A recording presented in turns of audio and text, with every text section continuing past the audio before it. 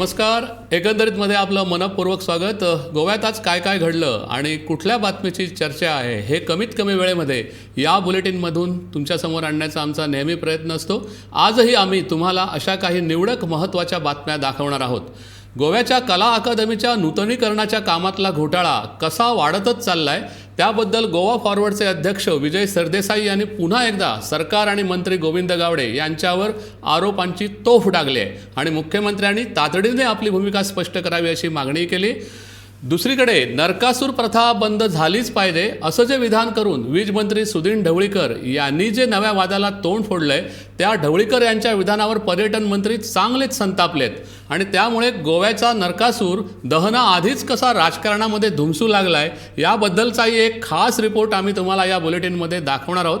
पण सगळ्यात आधी जाऊया आमच्या डिजिटल न्यूजरूममध्ये. तिथे संघवी आहे. संघवी, आज काय काय घडलंय गोव्यात, काय अपडेट्स आहेत तुझ्याकडे? दिनेश, महापालिकेतले जे कर्मचारी आहेत ते उद्यापासून बेमुदत संपावरती जाणार आहेत. त्यांच्या विविध मागण्या होत्या आणि त्या पूर्ण न झाल्यामुळं त्यांनी संप पुकारलाय. या संदर्भातली माहिती आहे ते कामगार संघटनेचे नेते आहेत केशव प्रभू त्यांनी दिलेली आहे. दुसरी बातमी आहे ती म्हणजे मायनाबाटी हडफडे इथून हणजुणे पोलिसांनी दोघांना अटक केली आहे. मानव तस्करी आणि तसंच वेश्या व्यवसायामध्ये या संदर्भात त्यांना अटक करण्यात आली आहे. हणजुणे पोलिसांनी 3 तरुणींची सुद्धा यावेळी सुटका केली आहे. एक पीडित तरुणीच्या माहितीनुसार दुसऱ्या 2 तरुणींना एका रिसॉर्टमध्ये लपवून ठेवण्यात आलं होतं आणि त्या माहितीनुसार पोलिसांनी ही कारवाई केली आहे. अधिक तपास पोलीस सध्या करत आहेत. तिसरी बातमी ती आहे ती म्हणजे पावसाच्या संदर्भातली. केरळ इथं कमी दाबाचा पट्टा निर्माण झाल्यामुळं त्याचा प्रभाव सगळ्या गोव्यावरती येतोय आणि आज आणि उद्या तुरळक किंवा मध्यम स्वरूपाचा पाऊस गोव्यामध्ये पडणार असल्याची शक्यता हवामान खात्यानं वर्तवली आहे. दिनेश, धन्यवाद संघवी या माहितीबद्दल.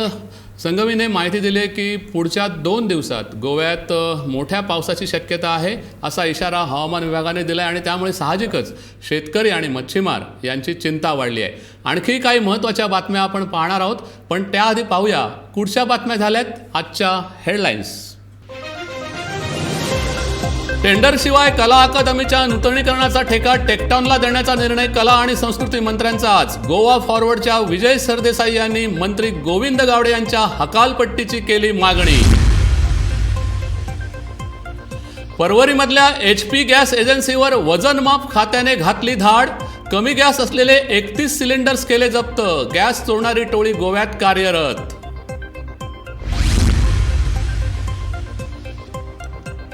स्मृती इराणींच्या कथित सिलिसोल रेस्टॉरंट विरोधातली याचिका गोवा उत्पादन शुल्क विभागाने फेटाळली.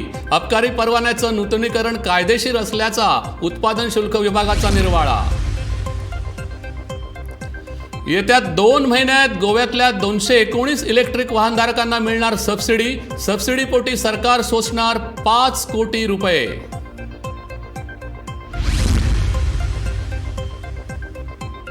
नोव्हेंबरपर्यंत तयार होणार गोवा सरकारचं ड्रोन धोरण. PPP तत्वावर गोव्यात सुरू होणार ड्रोनचं उत्पादन. मुख्यमंत्र्यांची घोषणा.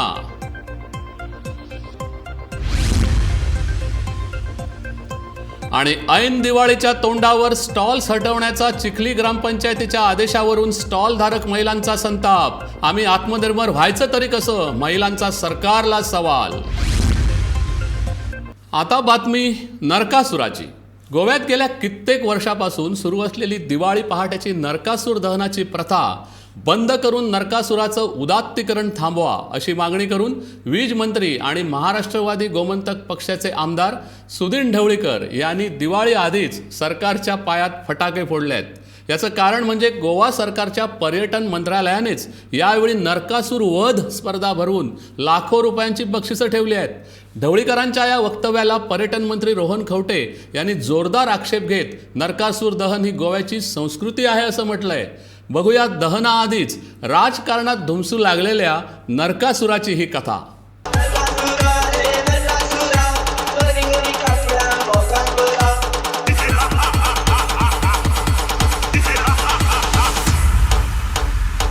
गोव्याची दिवाळी पहाट सुरू होते नरकासुराचे अक्राळ विक्राळ पुतळे जाळून. गोव्यात ही परंपरा खरं तर गेली कित्येक वर्ष सुरू आहे. म्हणूनच कोरोनाच्या 2 वर्षांनंतर आलेल्या बंधनमुक्त दिवाळीच्या तोंडावर संपूर्ण गोव्यात सध्या मिशन नरकासूर सुरू आहे.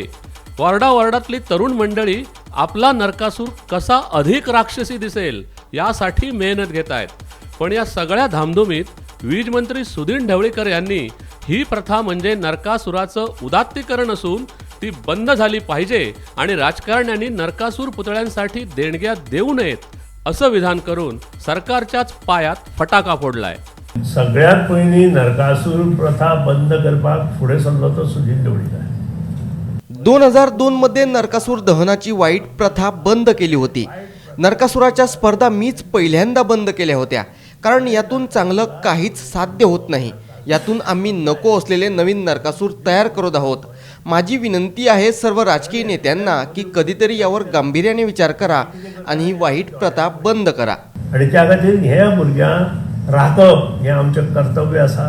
हे नरकासूर मुखार काडून आमी नाका आशिल्ले नरकासूर तयार करता अशें म्हणटा. हांवें रिक्वेस्ट करता सगळे पॉलिटिशियनां की एकदां तरी हाजेर सिरियसली विचार करचो आणि हे जी प्रथा आसा नरकासुराची ती बंद करची. खरं तर गोवा सरकारनेच यावेळी नरकासूर वध स्पर्धा आयोजित केली आहे आणि या स्पर्धेसाठी सर्वोत्कृष्ट नरकासुराला पहिलं बक्षीस आहे 2.5 लाख रुपये, दुसरं आहे 1.5 लाख आणि तिसरं आहे 1 लाख. तर सर्वात चांगल्या श्रीकृष्णासाठी बक्षीस आहे 35,000. या स्पर्धेची महत्त्वाची अट आहे ती म्हणजे श्रीकृष्णाने नरकासुराचा वध केला तो प्रसंग असायलाच हवा आणि नरकासुराची उंची 12 फुटापेक्षा कमी असता कामा नये. इतकं सगळं नियोजन पर्यटन खात्याने केलेलं असताना साहजिकच आहे पर्यटन मंत्री रोहन खवटे यांनी ढवळीकरांवर आग पाखड केली आहे. Today we are saying as a part of tourism activity, let us showcase how Deepavali happens in Goa. एक पर्यटन उपक्रम म्हणून आज आम्ही ही स्पर्धा आयोजित केली आहे. गोव्यात दिवाळी कशी साजरी केली जाते, गोव्याची संस्कृती काय आहे हे जगाला या निमित्ताने दाखवता येईल. ढवळीकरांनी यात राजकारण आणू नये. ही प्रथा म्हणजे दीपोत्सवाचा एक भागच आहे. रात्री स्पर्धा होतात आणि सकाळी नरकासुराचा वध केला जातो. ही संस्कृती आम्ही जगाला दाखवत असतो. त्यात राजकारण करून कोणी बाधा आणू नये. ते देशभर खंयच जायना. जातकर मागीर कितें करता, जातकर आमी त्या नरकासुराचो वध करता, मागीर कारीट खाता. कारीट खातकर मागीर आमी ते गोड फोव खातात, न्हातात धुतात सगळे रातकर मागीर आमी ताजे गोड फोव खातात. ताजे खातीर वायटाची आमी काबार करून बरें आमी हाडलां. हातूंतल्यान दिवाळी साजरो जाता. हें कल्चर आमी लोकांक दाखोवंक सोदता. पुतळा करण्यासाठी लागणारं साहित्य आणि खाण्यापिण्याचा खर्च विचारात घेता एक साधासुधा नरकासूर कमीत कमी 1 लाख रुपयांना पडतो असं मेकिंग ऑफ नरकासूर मिशनचे कार्यकर्ते सांगतात. संपूर्ण गोव्यात असे सुमारे 3-4 हजार तरी मोठे नरकासूर दिवाळी पहाटेला जाळले जातात अशी माहिती आहे. लहान नरकासुरांची तर गणतीच नाही करत कुणी. त्यामुळे ढवळीकर जरी म्हणाले तरी आम्ही ही प्रथा सुरूच ठेवणार असं या तरुणांचं म्हणणं आहे. आमचें म्हटल्यार आतां कितें वार्षिक ही परंपरा ती आमी जपता. ही आमची वार्षिक परंपरा आहे. आम्ही ती गेली 22 वर्षे सांभाळतो आहोत. पण ही परंपरा आम्ही नाही, आमच्या पूर्वजांनी सुरू केली आहे. त्यावेळी आमचा जन्मही झाला नव्हता आणि त्यामुळे ही प्रथा आम्ही सुरूच ठेवणार. परंपरा जी आमच्या वाड्या वयल्या जाणट्यांनी चालू केल्या ती आमी हांगा कंटिन्यू दवरिल्ली आसा.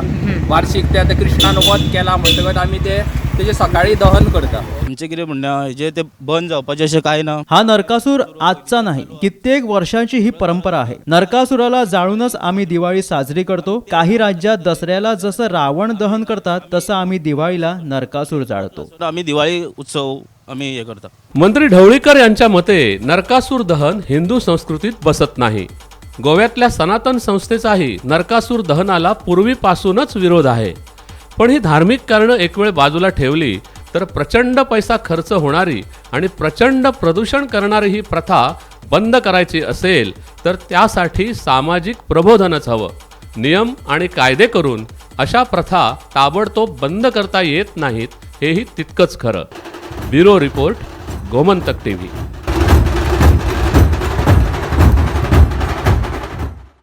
एकंदरीत मध्ये आज इतकंच. जाता जाता आठवण करून देतो की गोव्यातल्या ताज्या आणि अचूक माहितीसाठी गोमंतक टीव्ही या आमच्या यूट्यूब चॅनलला जरूर सबस्क्राईब करा.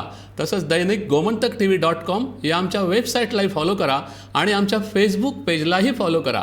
आणि हो, आणखीन एक विनंती आहे दिवाळी आता जवळ आलीच आहे, तेव्हा या दिवाळीला तरी कृपया मोठ्या आवाजातले फटाके आणि मोठ्या आवाजातला DJ लावणं कृपया टाळा. धन्यवाद. उद्या पुन्हा भेटूया. शुभरात्री.